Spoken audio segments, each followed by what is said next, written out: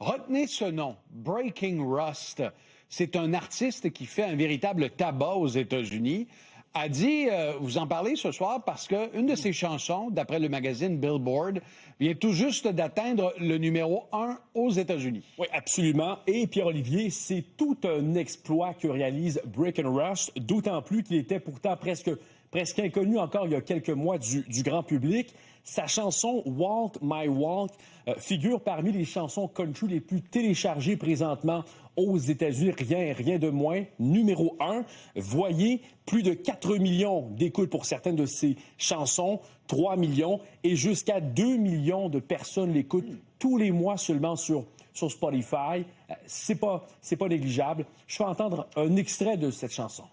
You can kick rocks if you don't like how I talk. I'm gonna keep on talking and walk my walk. Ain't changing my tone, ain't changing my song. I was born this way, been loud too long. You can hate my style. Honnêtement, Adi, je trouve ça excellent.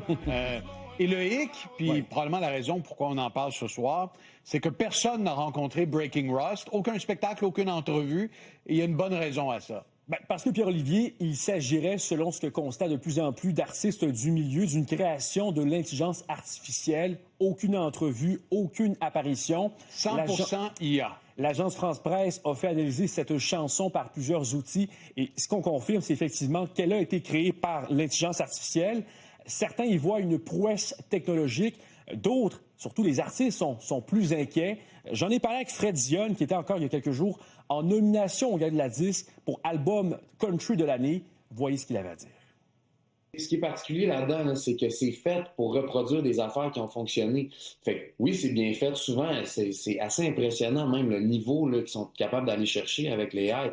C'est ça qui est frappant, en fait. Fait que, est-ce que c'est de la musique de qualité? Je veux dire, la production n'est pas de la plus grande qualité possible, mais ça reste que c'est quand même assez impressionnant. Pourquoi des jeunes musiciens prendraient des années pour apprendre un instrument quand tu peux juste le faire aussi rapidement? Je pense que c'est vraiment dangereux pour notre industrie, puis il faut qu'il y ait des mesures qui soient prises pour ça, c'est certain. Et ça nous confirme, Pierre-Olivier, que ça n'épargne vraiment aucun milieu. Les médias sont bouleversés par l'IA, le cinéma également, et de toute évidence maintenant, la musique. Le vrai Adi Hassine qui vient de nous parler quand même d'une technologie subjugante. Merci beaucoup, Adi. J'en prie.